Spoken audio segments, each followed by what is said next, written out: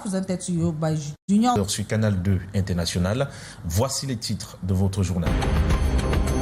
Aim to address implementation bottlenecks, realign work schedules with project delivery timelines, and ensure compliance with technical specifications laid out by project teams. Confronted with the deteriorating condition of key road stretches, particularly between Bekoko, Mutengene, Bolifamba, and Tiko, the minister announced the imminent and effective commencement of rehabilitation works.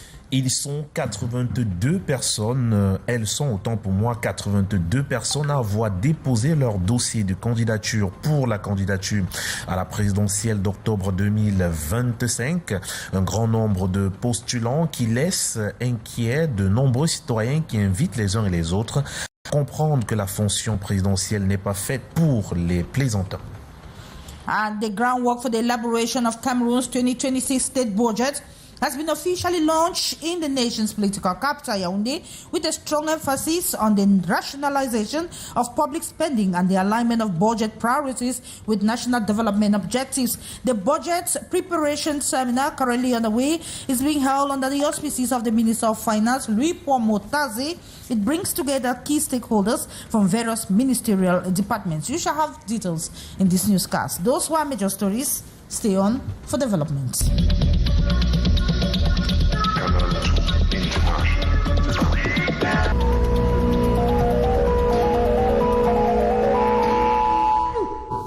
And also joining us once again, you can watch us live on our social media handles, Facebook and YouTube. We begin with upcoming presidential elections in Cameroon. Eh bien, 82 candidats à l'issue de la clôture des dépôts de candidature lundi dernier à minuit. 82 prétendants à la candidature présidentielle sont enregistrés entre indépendants et partis politiques aux multiples voix. Cette présidentielle 2025 s'annonce aussi inédite que fragmentée. Lil Piedjou et Calvin Teka. Le tableau final des candidatures à l'élection présidentielle camerounaise de 2025 affiche 82 dossiers de candidature enregistrés au soir du 21 juillet. Parmi les postulants au fauteuil présidentiel, 55 sont présentés par un parti politique, tandis que 27 se réclament du statut de candidat indépendant. Des faits particuliers apparaissent dans cette liste. Certains partis politiques comptent plusieurs candidats. C'est le cas du Rassemblement démocratique du peuple camerounais avec 2 candidats, Paul Biya et Léon Taylor Onana. Le Manidem présente également 2 candidatures, Maurice Kamto, soutenu par Anissé Ikané, et Dieudonné Yebga, qui se présente aussi comme président de ce parti. Au sein du parti Univers figure Akere Mouna, porté par Kumvondo, et Mebouette Chantal Adélaïde, issue d'une autre tendance. L'Union des populations du Cameroun affiche 3 candidats, Abdourahman Amadou, Yam Timba et Jean Baïbek. Chacun se revendique de l'UPC originel. Maurice Kamto, pour être porté par le Manidem, a démissionné de la présidence du Mouvement pour la Renaissance du Cameroun. C'est l'unique transfuge de cette liste. Les candidats indépendants proviennent de divers secteurs d'activité, avec cette interrogation sur leur capacité à mobiliser chacun la somme de 30 millions de francs CFA exigée pour être candidat à l'élection présidentielle. Aux partis d'opposition connus s'ajoutent de nouvelles formations politiques, telles que la Libération démocratique pour le changement républicain camerounais, le Mouvement patriotique pour le changement du Cameroun, le Cameroun Party for Social Justice, ce dernier ayant été le premier à déposer sa candidature, et bien d'autres. La clôture des dépôts de candidature marque désormais le début d'une nouvelle phase dans le processus électoral, conformément aux dispositions légales en vigueur. Ce processus de vérification portera notamment sur la conformité des pièces justificatives, le respect et le paiement effectif de la caution requise. Et dans les rues de la ville de Douala, c'est du jamais vu dans l'histoire du pays. Selon bien sûr les populations, le regard des Doualais sur cette pléthore de dépôts de candidatures. Dans ce reportage est signé Siri Kwakam et Thierry Nana. Sur un échantillon de 10 personnes à Douala, 5 pensent que les 82 candidatures déclarées traduisent la soif du changement et la volonté des uns à gouverner. Parmi eux, c'est vrai qu'il y a des candidats qui peuvent apporter le changement, qui sont là pour le bien-être de la nation. Mais quand c'est jusqu'à 80, plusieurs sont là pour leur vente. Pour beaucoup, ils n'aimeraient pas être en marge maintenant des décisions. Et ils veulent participer de façon directe à la prise des décisions. Pour le reste, parmi les postulants, il y a beaucoup de figurants et de plaisantins. Au four, on ne parle que politique. Dans les taxis, on ne parle que politique. Dans les restaurants, partout, on ne parle que politique. Mais aussi, à ça, il faut ajouter beaucoup de candidatures folkloriques qui sont là pour distraire. Pour moi, chacun court après l'argent. Il ne court pas pour le bien-être des Camerounais. Parce que si ils aimaient vraiment le Cameroun, on ne devait pas avoir autant de candidatures. Beaucoup aspirent à la magistrature suprême, mais un seul triomphera. Ça va dépendre de son projet.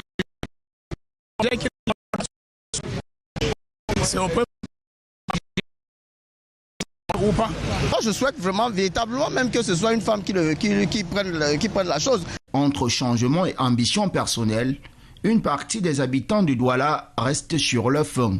La publication de la liste officielle des candidats recevables est prévue au plus tard, le 11 août 2025, tel que prévoit l'article 126 du Code électoral. De Loum, dans le département du Mungo, eh bien, la population souhaite tout simplement une élection présidentielle dans un climat apaisé et pacifique. Il faut dire qu'autour du sous-préfet, 8 formations politiques se sont réunies et viennent justement de prendre l'une des résolutions fermes, c'est-à-dire de ne pas être acteur du désordre avant, pendant et après le scrutin. Les détails avec Arnaud de Verionda et Luciano Doudou-Janko. Dimanche de fête à la paroisse Sainte-Marie-Majeure de la ville de Loum. L'église catholique célèbre le départ de l'abbé Georges Ikango. La messe de revoir donne l'occasion d'exhorter les fidèles au respect de la paix au Cameroun en cette période électorale. La réalité est là. Nous prions tous les jours pour notre pays. Nous sommes les premiers fanatiques, si je peux utiliser l'expression de notre pays. Nous sommes des patriotes et chaque jour, c'est notre prière. Et quand nous parlons de prière, c'est surtout la paix, la quiétude, la taraxie, le bonheur de tout le monde. L'homélie tourne autour des idéaux de paix, de justice pour tous, d'équité et surtout du respect de la loi. Message bien reçu des fidèles. Et c'est de la paix, surtout en cette année électorale où vraiment les 3 prochains mois sont incertains. Mais le travail que nous tous nous faisons sur le terrain d'approche et comme on dirait, nous portons la bonne nouvelle, c'est que le Cameroun nous appartient tous, œuvrons pour la paix, que tout se passe bien. Comme toutes les messes, nous portons toujours le Cameroun à cœur, et plus précisément en cette période électorale où les tensions sont en train de naître un peu de partout. Nous prions pour que le Cameroun reste dans la paix et la sérénité toujours. L'alternance au pouvoir est une marque de démocratie. L'homme de Dieu saisit son exemple pour parler aux gouvernants. Et quand je parle du changement, il s'agit de donner la possibilité à nos frères et sœurs, à nos chrétiens, mais surtout à tous les Camerounais de se sentir heureux, de se sentir à l'aise. Lorsqu'on a déjà donné, on a bien donné, on a beaucoup donné, peut-être qu'il faut donner aussi la possibilité à d'autres de donner. Après 4 ans à la paroisse Sainte-Marie-Majeure de Loum, l'abbé Georges Ikango se rend désormais en France pour la suite du sacerdoce. Eh bien, vous venez là de suivre un reportage autour de l'église. Eh bien, dans l'actualité également, le président de la République, Paul Biya, vient de signer un décret portant nomination de préfets. Eh bien, ces préfets ont été nommés dans plusieurs départements de la Vina, dans la Damawa, département du Mbam-Inubu, dans la région du centre, département du Mbam et Kim également dans la région du centre, département de la Mofu et Akono, département du Nyon et Kélé, département du Nyon et Fumu, département du Nyon et So, et dans la région de l'Est, il s'agit du département de la Mbumba et Koka, dans la région de l'extrême nord, il s'agit du département du Mayo Dané, du département du Mayo Sanaga, et dans la région du nord, on parle du département du Mayo Louti et région du nord-ouest, département du Boyo, département du Bui. Dans la région de l'ouest, il y a eu nomination au niveau du département du Noun et avec la région du sud-ouest, on parle département de la Villa, département de l'Océan, toujours dans la région du sud, et toujours dans la région du sud, le département de la vallée du Thème, dans la région du sud-ouest, le département de Coupé-Manégoba, pour ne citer que ces départements, entre autres. Et la suite du 13h, c'est avec vous, Gladys Sambo. Thank you so much, Junior Hussein. The deadline for the deposition of candidacy file has come to an end, with 82 aspirants vying to become the president of the Republic of Cameroon. What kind of candidates make up the list? Hyacinth Chia in this report presents a balance sheet of the aspirants. This report. A mad rush for the country's top job. 82 aspirants on the October 12, 2025 presidential race, a historic number in the presidential election in Cameroon. Out of the 82, 51 of the candidates are running under political parties, but while 18 of the parties legitimately have elected officials, the rest do not have representatives and thus do not meet the requirement of Section 121 of the Electoral Code. 26 are independent candidates expected to have fulfilled the conditions of gathering 300 signatures from dignitaries across the 10 regions. Curiously, 4 political parties have more than one file submitted by different candidates. The CPDM has candidacies from Paul Biya and Leon Tele Onana, many them with 2 files, that of Maurice Kamto and Yepka Dieudonné. Same number for the Univer Party, as Chantal Adelaide Membwet deposited the second file after that of Barrister Kiremuna. The UPC, as usual, retains the record of multiple factions. 3 candidates, Jean Baebek Dominique Ntimba and Abdurrahman Baba Amadou, endorsed by different UPC groups. 7 women are also on the race to Etudi. The commission hands the baton of command to the electoral body, which begins scrutinizing the files and can accept or reject a candidate as stipulated by Section 125 of the Electoral Code before the appeal process at the Supreme Court. The political landscape. Thank you so much, Hyacinth Chia. And in the following report, Morinji tells us that the crowded field reflects the growing fragmentation and the hunger for change in Cameroon. Our reports. The political landscape in Cameroon has never been more crowded, with 82 individuals vying for the top job, 56 running under political party, and 26 independent candidates. The 2025 presidential election marks an unparalleled moment in the nation's democratic journey. Among the candidates are political heavyweights whose names have long shaped Cameroonian politics.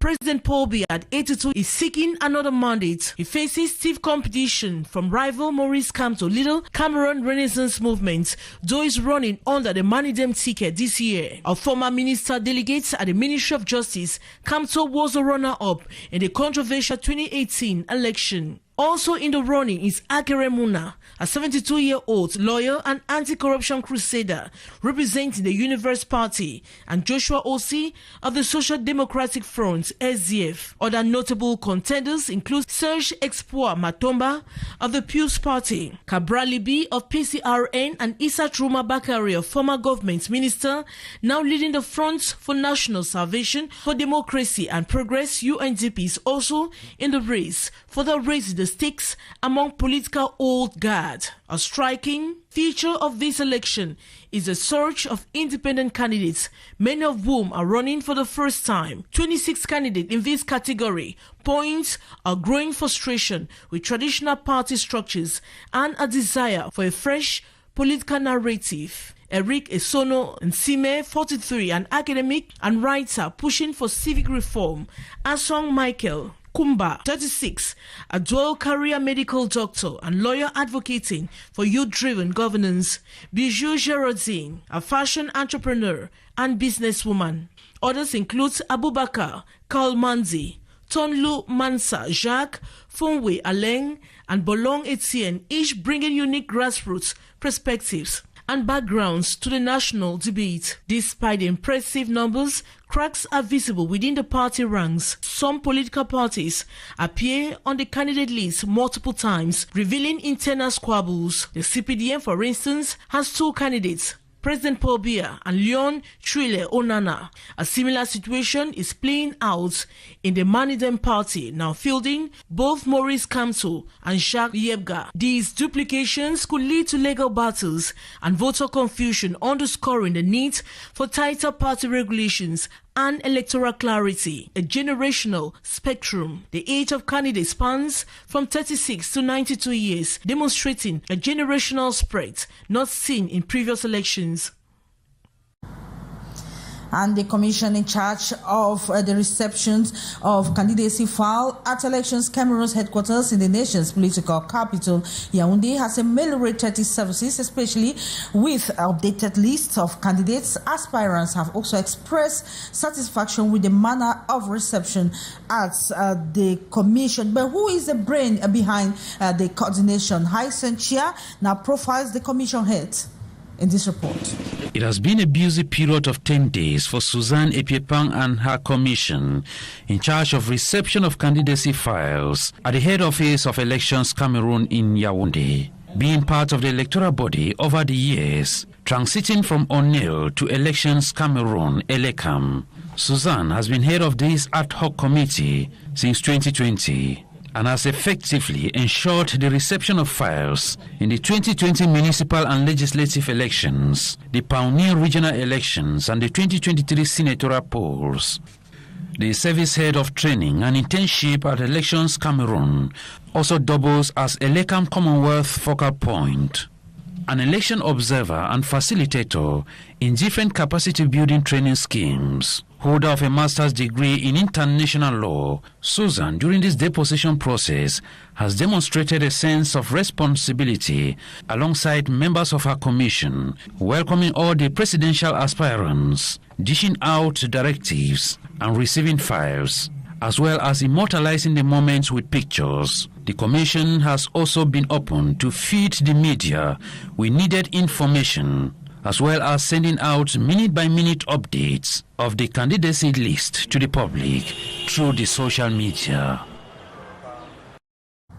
Thank you so much, Hyacinthe Chia. And activities ahead of preparations for Cameroon's 2026 budget have officially been launched in the nation's political capital, Yaoundé, with focus on the rationalization of budgetary choices. At the launching of the seminar took place under the auspices of the Minister of Finance, Louis-Paul Moutaze. Let's have more with Bonaventure Ate.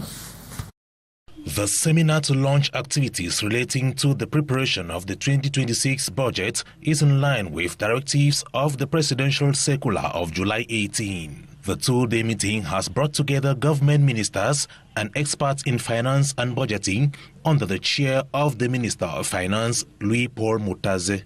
We call upon the various the land ministries so that we can set up the strategy to apply, to put in place the presidential orientation for the preparation for 2025-26 budget. The preparation of the 2026 budget shall take into consideration global and national macroeconomic contexts as well as improvements in key sectors. The 2026 budget will emphasize on energy, on building capacity of education, agriculture, and environment and security. Discussions in the seminar are focused on rationalization of budgetary choices with respect to climate change for a sound and resilient development. Thank you, Bonaventure Arthur. And a presidential decree signed on July 22, 2023 by Head of State Paul Biya has brought significant changes within the Cameroon's territorial administration. The decree appoints, transfers and retires several senior divisional officers and divisional officers across the national territory. According to the decree, a number of officials have been redeployed to new administrative units, while others have been called to take up new responsibilities in different regions. Several senior administrators were also sent on retirement, marking the end of their public service careers. The changes are seen as part of ongoing efforts to strengthen local governance, improve administrative efficiency, and respond to evolving challenges in various divisions and sub-divisions. Let's now continue the news scene at the French language union. Eh bien, dans l'actualité, le ministre des Travaux publics est sur le terrain depuis le 21 juillet dernier pour évaluer les projets routiers des régions du littoral, du sud-ouest et de l'ouest. Dans son itinéraire, il a inspecté le chantier de reconstruction de la traversée de la falaise de Chang, touchée par un éboulement en novembre 2024, avec un bilan lourd en termes de morts et de blessés. Emmanuel Djoumessi s'est félicité de la solution technique implémentée par les équipes à la manœuvre pour la construction de la route sur cette montagne qu'il a souligné est encore fragile. Les travaux sont en bonne voie, a confirmé le ministre au micro de Karel Mezachachoya et Raoul Ngoufo. On l'écoute. Une route sur une montagne. La montagne s'est effondrée, elle reste encore instable, la terre est encore stable. Il ne fallait pas s'engager dans la construction d'une route qui va encore connaître un effondrement. Il a fallu des études géotechniques qui aujourd'hui sont achevées. Ces études géotechniques sont achevées, on connaît la solution technique, quel doit être l'itinéraire, la route doit passer comment. Après avoir retenu la solution technique, il nous a fallu identifier avec quels matériaux avancer. Il y a la nécessité de stabiliser les terres avec les matériaux géosynthétiques. Il y a la construction d'un important dalou ici de plus de 2 mètres de section hydraulique. Pour me résumer, la solution technique est connue, les travaux sont en cours, mais il va falloir renforcer les équipements, renforcer les ressources humaines pour un rendement plus optimal s'agissant de ces travaux. Le délai d'achèvement d'abord de la plateforme, c'est-à-dire là où la route va se poser. L'entreprise a demandé une vingtaine de jours, j'en ai accordé 15, moyennant donc le renforcement et des équipements et des ressources humaines. Une délégation de patrons chinois spécialisés dans l'import-export s'est entretenue le 22 juillet dernier avec les responsables de la Chambre de commerce de l'industrie des mines et de l'artisanat. Au menu de cette rencontre, établir un pont commercial entre les produits made in Cameroun et les produits chinois, l'artisanat, la maroquinerie, les bourristeries, entre autres, sont la cible de ce partenariat. Les détails avec Joël 3 et Samuel Ebakis. D'un côté, une délégation de capitaines d'industrie chinois spécialisés dans l'import-export. De l'autre, des responsables et membres de la Chambre de commerce, d'industrie et des partenariats d'échange. Une aubaine pour les artisans camerounais. Exporter, je veux dire, les produits du Cameroun vers la Chine, parce que c'est aussi une opportunité pour nous d'aller à la conquête du marché international, du marché chinois. Au cours de cette séance de travail, les deux parties font le constat de la vitalité des échanges commerciaux entre le géant chinois et la première puissance économique de la zone CEMAC, soit 19% de part de marché avec des importations se chiffrant à près de 4 milliards de dollars en 2024. Il est question d'explorer de nouvelles pistes. Nous avons souhaité et sollicité qu'ils puissent trouver des opportunités là-bas pour que nous puissions vendre tous nos herbes naturelles qui nous ont sauvés pendant le Covid. Outre l'herboristerie, l'artisanat, la maroquinerie et bien d'autres sont ciblés. La partie camerounaise a invité leur hôte chinois à prendre part au Forum international des investisseurs et au Salon africain des métiers du bâtiment et assimilés, prévus notamment en 2026 et 2027. Gladys Sambo, la suite, c'est avec vous. Thank you so much. A move to review constraints identified in the implementations of some roads projects, adjust work schedule to project delivery requirements, and ensure technical specifications formulated by project teams are being properly implemented. Projects of Public Works Minister to FACO division in the southwest region of Cameroon. The declaration states announced effective kick-off of work. Let's have more with Beatrice Ngamo.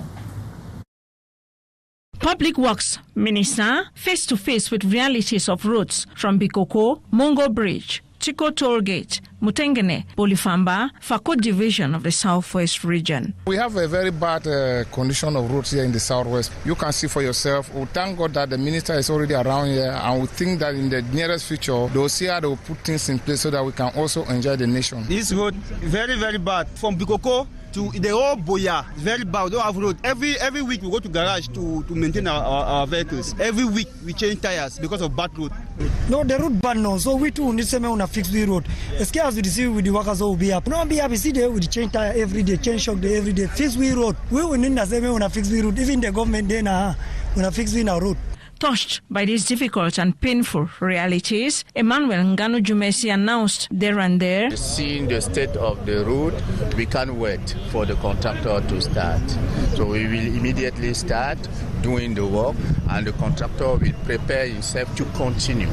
So we will make the road passable as from today. Some of the challenges noticed is that blocked water is not flowing. Construction works at Bolifamba, the minister was informed, slowed down due to the high rate of insecurity there. This village is increasing. We have this one here. Also have the other one in Moya. The scope of work now the technician adds includes earthwork and site clearing, roads and shoulder works, drainage, sanitation, signs and road marking installations. The assessment visit by Emmanuel Ngano Jumesi aimed to review the constraints identified in the implementation of some projects, adjust work schedules, and ensure that technical specifications formulated by project teams are being properly implemented. It should be noted that the Minister of Public Works, Emmanuel Ngano Jumesi, is currently in the west region of Cameroon to assess road infrastructural works that are ongoing, precisely that of La Falaise Hill. And before we wrap up, let's talk about the Sino-Cameroon cooperation in a move to booster healthcare between the two countries. The visiting deputy governor of the Zhao Hongyang of Zansu province has been visiting the Gyno Obstetric Hospital in the nation's political capital, Yaoundé. We have a student journalist who was there and our report. Upon arrival at the Gynecology, Obstetrics and Pediatrics Hospital in Yaoundé, the Deputy Governor, Zhao Hongyang of Shanxi Province, was warmly welcomed by hospital director, his deputy, staff, accompanied by the board chair. Occasion for the Chinese official to get a first-hand knowledge of the hospital and facilities in place. The tour started at the operation ward through the medicine service and the scanning unit. Zhao Hongyang took every step with a smile, savoring all while throwing one or two words to the healthcare personnel, particularly his fellow compatriots.